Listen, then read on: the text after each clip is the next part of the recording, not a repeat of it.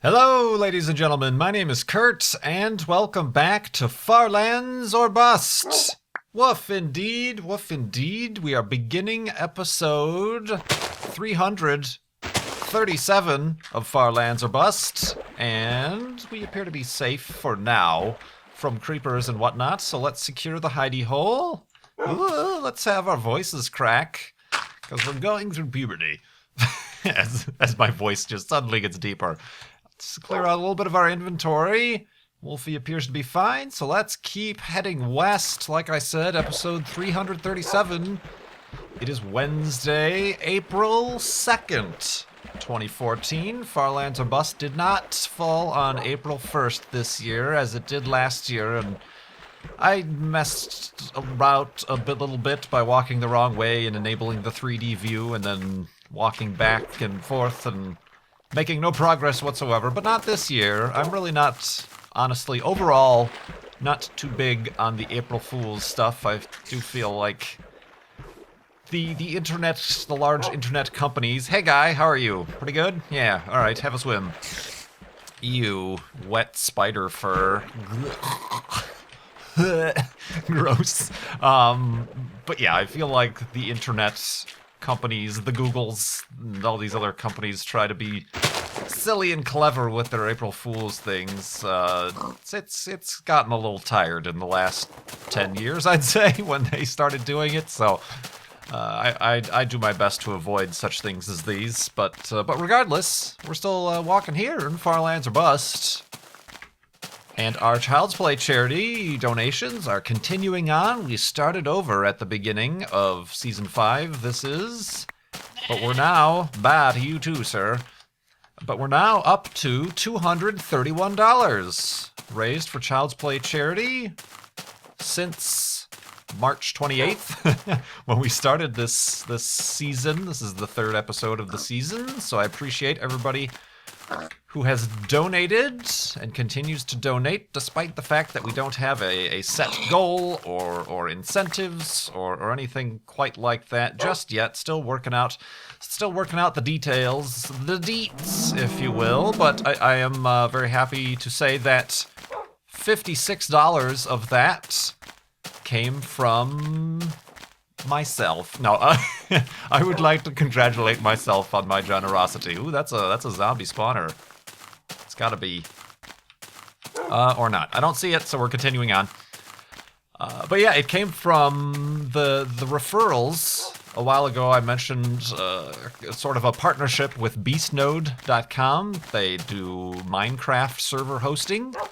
To get if you would like a multiplayer server of your own, you can go to beastnode.com. Actually, I have a referral link, but everybody who has used that referral link and or used the coupon code Wolfie to get 15% off, there is an affiliate, little affiliate amount that goes into the affiliate account that I have there, and as I mentioned when I first announced that, I would be donating the little cut, the affiliate cut that I get through Beastnode to Child's Play charity, or, in the case of this season, I might be supporting additional charities. Maybe as that number grows, I'll divvy it up. I will distribute it fairly throughout the additional charities we support here at farlandsorbust.com. So $56 from the referrals at beastnode.com. So I appreciate everybody who has donated normally, everybody, I hope everybody who has signed up to Beastnode has had a good experience. It's always a bit of a game changer to, for everybody who's owned Minecraft or played Minecraft, pretty much stuck in single player. If you have multiple computers around the house, maybe you've opened it up to a LAN multiplayer world.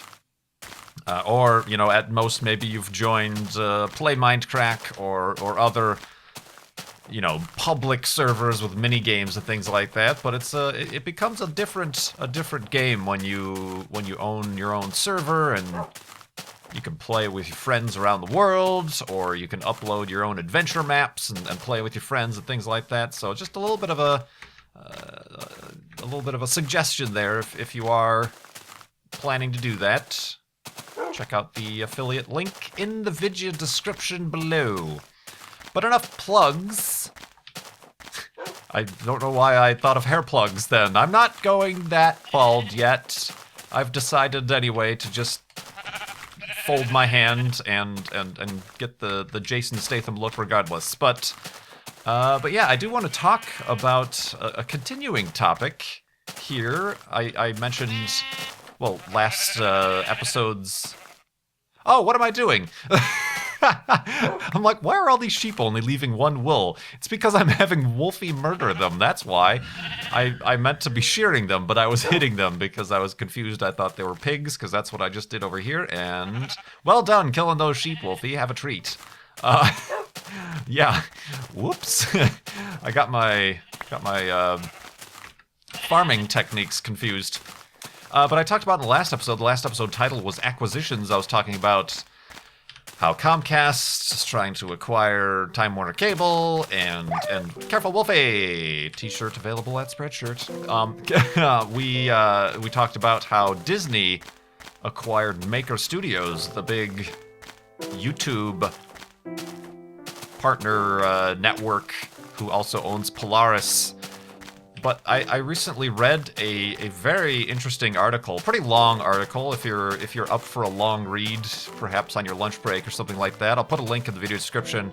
It's on Indie Static, indie gaming blog type of news thingamajig by Jared Rosen wrote, and the title of the article is "How the Most Expensive Game Jam in History Crashed and Burned in a Single Day," and it's kind of an interesting correlation with how Disney bought Maker Studios, talking about these big Hollywood names and, you know, big budgets and Hollywood money trying to get into the YouTube game, trying to get into the new media, I suppose you could say, old media, new media. And this is a very recent and very sudden example of how that has crashed and burned and failed miserably, and how maybe the big media influences really have no idea what, I could say, new media, us on YouTube or the internet or your Twitters, your Tumblrs, your social media, your, you know, where we're coming from. Basically, I'll let you read the article that has many more details and kind of gives the background and the surrounding perspective from an inside view there. But the basic premise is, and I'm not sure how it works. I don't really subscribe to the main Polaris channel, but apparently they have like produced videos and series and stuff like that. And I'm not, you know, I don't belong to that network or any network, so I'm not sure how the hierarchy, the chain of command works. But apparently somebody had the idea to put on a game jam and kind of document it as a show for the Polaris channel. And, you know, it was a pretty good idea. A game jam, indie game jam, perhaps you've heard of those. You know, things like Surgeon Simulator came out of a 24-hour game jam. It's basically where developers will get together and put a time limit on developing a game from scratch. And then at the end of that, they share their creations, and sometimes they're kind of set up as kind of a contest, and they'll be given prizes and things like that. And sometimes those games end up being like Surgeon Simulator, further developed and fully released as kind of titles from these indie developers. And Notch has gotten into game jams a lot. He's released a few games that he's, you know, made over 48 hours or whatever. Is the sun going down? That mountain gave the illusion that the sun was setting, but it's actually a significant more amount of time before I have to wait for the sunset. So let's keep walking. But anyway, yeah, somebody had an idea, pitched it, I suppose, to Polaris, and yeah, we'll do this game jam thing, and it'll happen around GDC, and blah blah blah. Great idea, and on the surface, it was a great idea. A bunch of developers, indie developers got involved. Some YouTubers got involved because they had to have, obviously, the YouTuber angle. And then this is where the new or the old media kind of came in and kind of messed things up a bit. Apparently, I'm not sure what happened, and maybe in the articles there's more insight to this that I might have missed, but somebody got wind of how this was such a great idea. Perhaps the people at Maker ended up saying, "Oh, we have this great idea. Let's pitch it to advertising, to our advertising partners, our salespeople, and whatnot." And Pepsi and Mountain Dew got involved, and it eventually turned into a $400,000 production with like a studio and lights and advertisers, like I said, and professional equipment, and just overwrought, seems like. And I'll continue. Cliffhanger. I'll continue talking about this in the morning.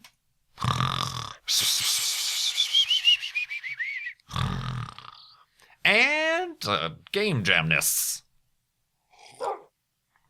Woof. It's taking a sip of water. I've been finding those last few episodes, ow! I get really dry. I don't know why. I need to work out. I'm out of honey, that's what it is. I usually have a spoonful of honey before recording, and I am out. I need to go purchase some honey. But anyway, yeah, this all happened, and then it sort of transformed. This game jam was actually what the title of the show was, game_jam. It turned from simply documenting a game jam into a competitive reality show. And from the article, it seemed like all the warning signs were there. Suddenly, these very complicated contracts went out that were very suspicious, and a lot of the contestants simply didn't sign or required revisions to. And that's always a problem, and you hear about this a lot with YouTube and game designers, perhaps YouTubers, being a little bit naive and signing these contracts, like the early Machinima contracts, were forever binding and you could never get out of them, and then they owned your channel. Or more recently, I mentioned Daily Grace wanting to get out of her contract. Careful, Wolfie, I heard you take damage. With her network, and turns out that they own her channel, so then she had to start a whole brand new channel, one of the biggest YouTubers on YouTube. So, whenever contracts get involved, things get really shady, and eventually, on the first day of recording this game jam, they ran into issues with one of the Mountain Dew representatives, who ended up kind of taking over as the producer. They tried, he was trying to poke a stick and trying to make drama, like a lot of these all of these pretty much reality shows are scripted. They're scripted, and they are manipulated to create drama, and I'm completely surprised that people still watch a lot of these reality shows, but yeah, this person was poking and prodding, particularly the female contestants, and making very, sexist comments, trying to stir feathers and get rises out of these people. And, in normal reality TV shows, perhaps the people involved, they want this kind of attention and they play along. Whoops. Oh, I pressed F. Hey, remember when pressing F changed the fog distance? I completely forgot about that. I'm like, oh my god, what just happened? I thought I accidentally pressed F3. That would have been a little bit premature, although not as damaging as if I had done it a year from now. But yeah, and these people involved, instead of playing along with it and being like, oh, okay, it's a reality show, haha, they're like, no, this is not what we want to do, and they basically stood up and left. It is basically the long and short of it, and it's a very, like I said, the article's pretty long, but it's a very interesting read about how this whole thing just devolved in a matter of, in a matter of a day, but just how all the signs were pointing to wrong, and how, it's not these, the old media, the TV Hollywood style production that can maybe get away with that, simply won't apply to YouTube. And even just in general, I feel like a lot of what goes up on YouTube, I'm not sure, maybe it's just my own personal preference, but I tend not to like the overly produced, the stuff that you can tell is recorded in the studio.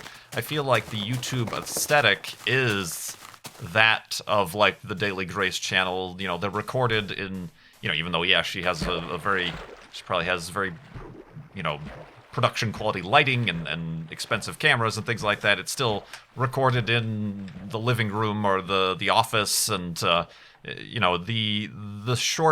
small budget, the kind of intimate feeling that you get from YouTube is an aesthetic choice. It's not a restriction, and I feel like obviously the old media people don't get that because they're used to having the $400,000 budgets to have cameras and multiple camera angles and directors and producers and mixing and studio lighting and backdrops and green screens and all this stuff that simply won't work. And you've seen a lot of these, YouTube put a lot of money behind bringing big production channels to YouTube. A lot of these have been met with pretty reasonable success. Your Geek and Sundry, your Nerdist channels, your stuff like that. But in general, it is the homebrew content that rises above everything, and ends up being what succeeds, at least in the YouTube sphere of things. So I just thought it was a very interesting read and very interesting timing. This almost seems like it was one of the first big productions. I'm sure it was in the works before the Disney purchase, but when Disney purchased, and I wonder, I wonder what the outcome is going to be. And you want to hope that people have learned from this, and the people involved said that they still want to do this sort of game jam thing, but bring it back to its roots of just documenting a real game jam, amongst friends, not competitive reality show types.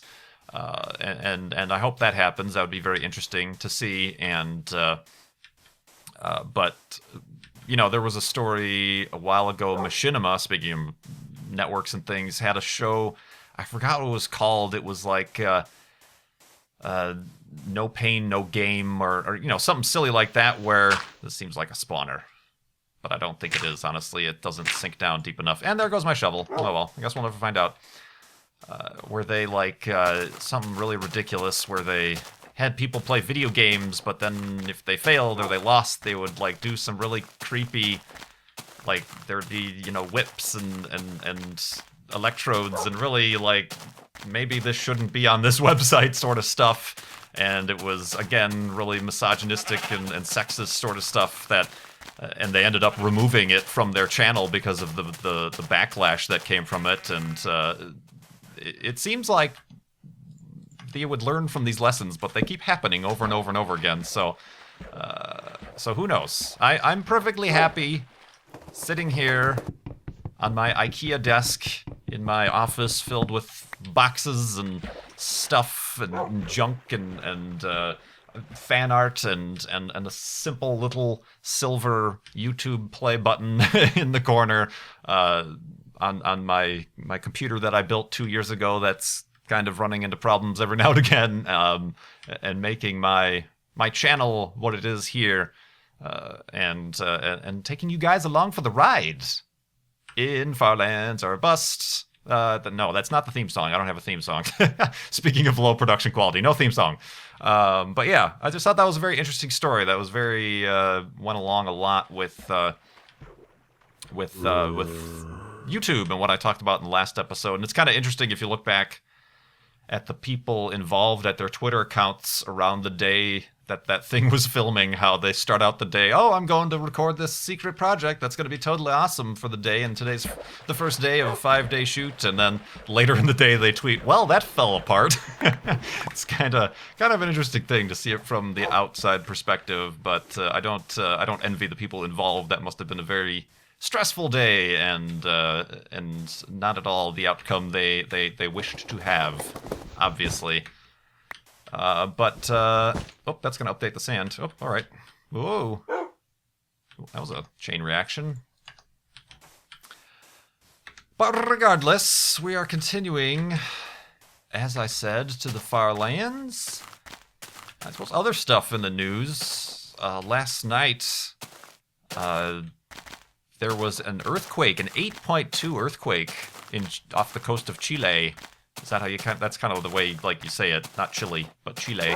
And this is following Although I'll wait to hear the science on it, but probably unrelated. It's kind of along the same fault line, but there were a few, like 4 point something and 5 point, 5 point somethings in LA and around the San Andreas fault there.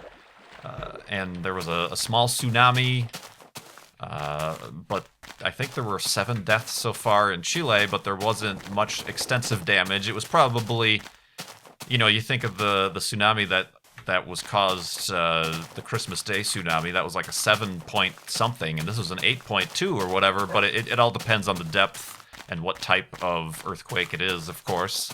But that's, hope everybody's safe. If I have any people from Chile who watch Far Lands of Bust or my channel or something like that, certainly scary stuff. But as you may know from the past, I'm very interested in geology and science and earth science and planetary science and stuff like that. So it's always very interesting to me, the earthquake and just the weird, wild stuff that happens that's completely beyond our control. And I'll talk a little bit about this. Ooh, I'll have a small seizure right now, and then we'll talk about that in the morning. Is the sunset? Yeah.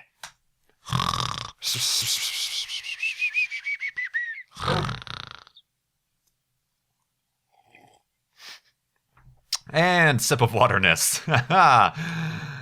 Low budget production.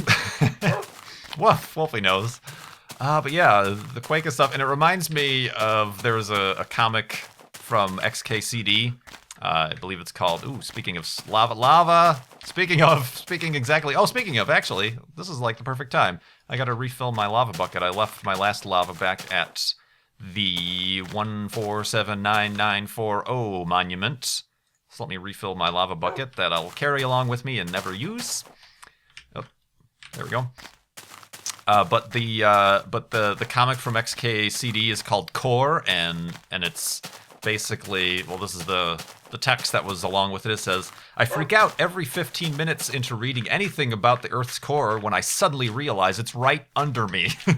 And yeah, that is kind of a freaky thing to think about, the plate tectonics and the fact that we're on this very fragile crust of a planet hurtling through the solar system at incredible speed, and mere miles beneath our feet is this burning hot liquid molten rock that extends even further down to a solid liquid iron core, and we're just very, very precariously perched upon the edge of that. And yeah, just looking into it, thinking about it, we think about, you travel. The definition of where space begins is 100 kilometers in above sea level, out of the atmosphere. About 100 kilometers above us is vacuum, the death of space. You can't exist, no air, no, the vacuum, almost everybody saw Gravity, I'm sure.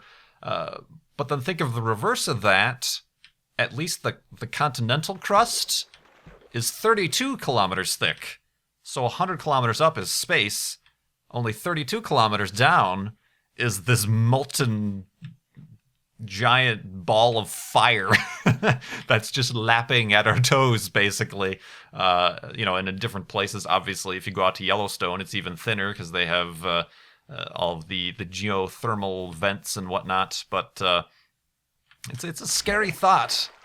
We as humans do indeed live upon this very fragile eggshell. We say, the habitable zone of a planet around its sun is this. Well, what about the habitable zone of a planet itself?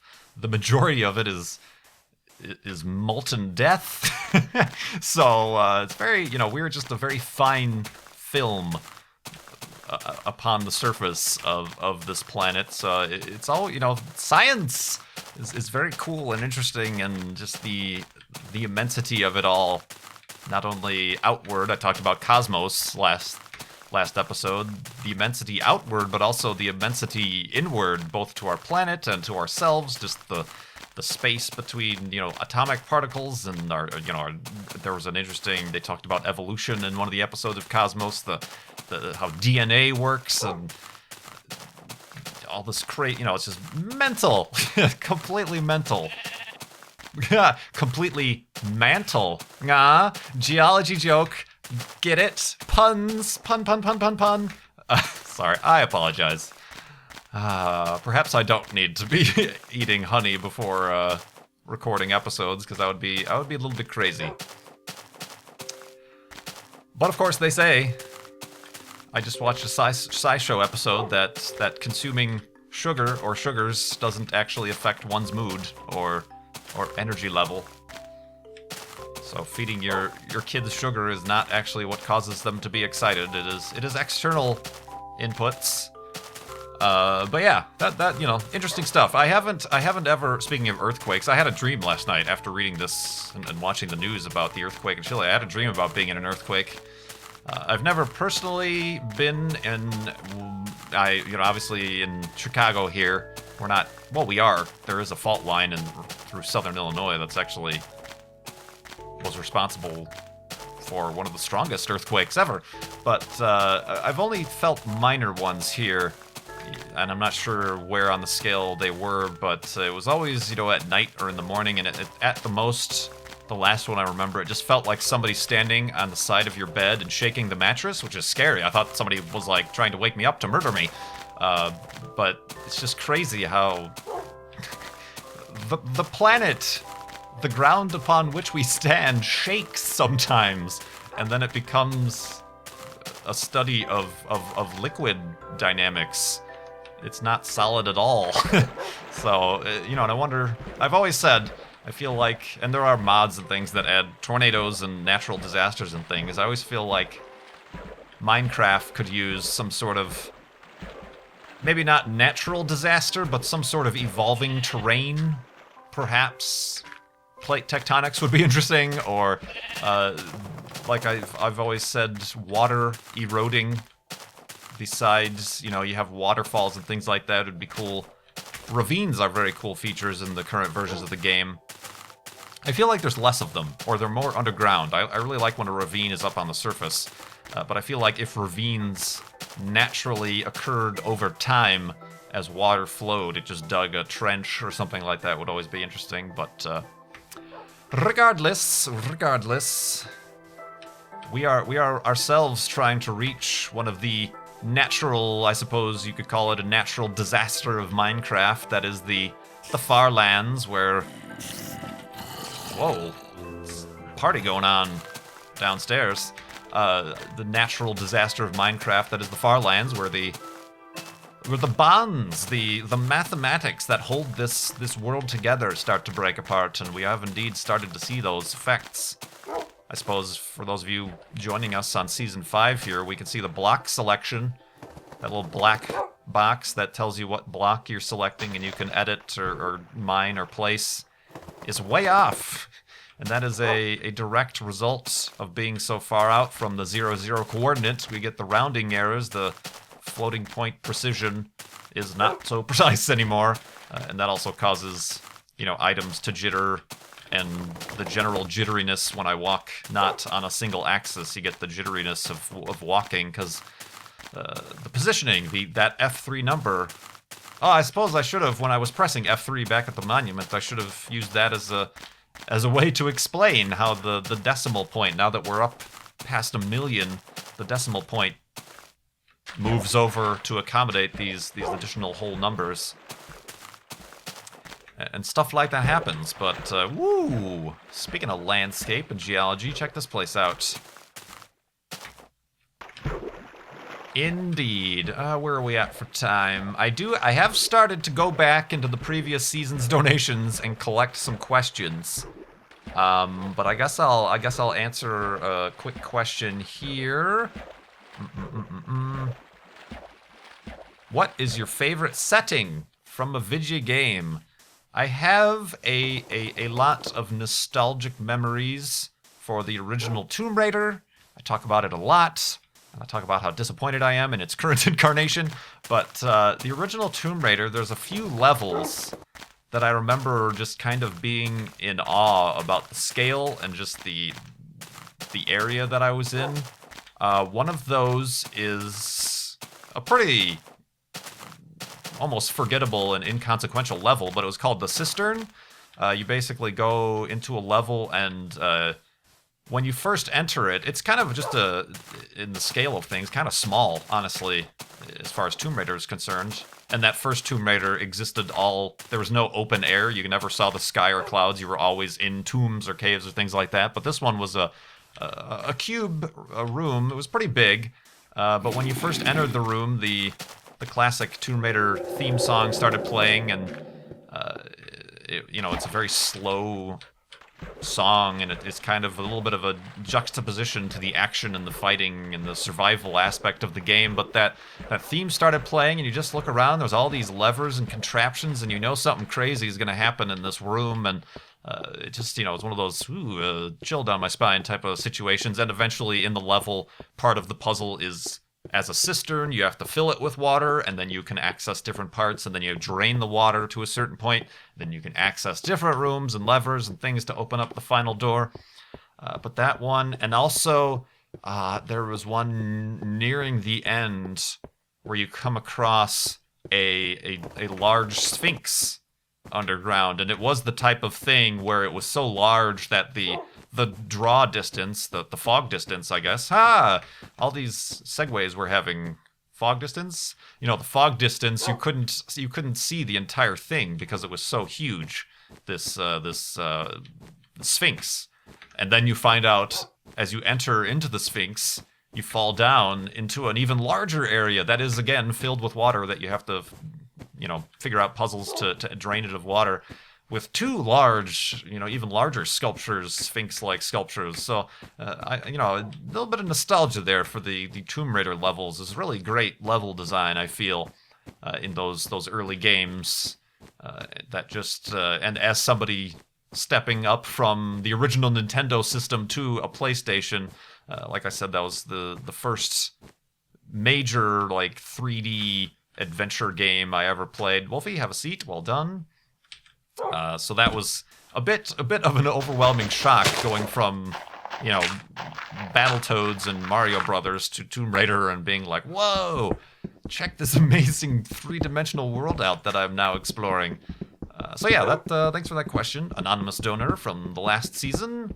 I'll be collecting and getting to a lot more of those. I haven't had any questions in the current donations yet, so if you do, leave a donation at farlandsorbust.com to Child's Play Charity. You can always leave a question that I will use it to find an excuse and things to talk about throughout this journey.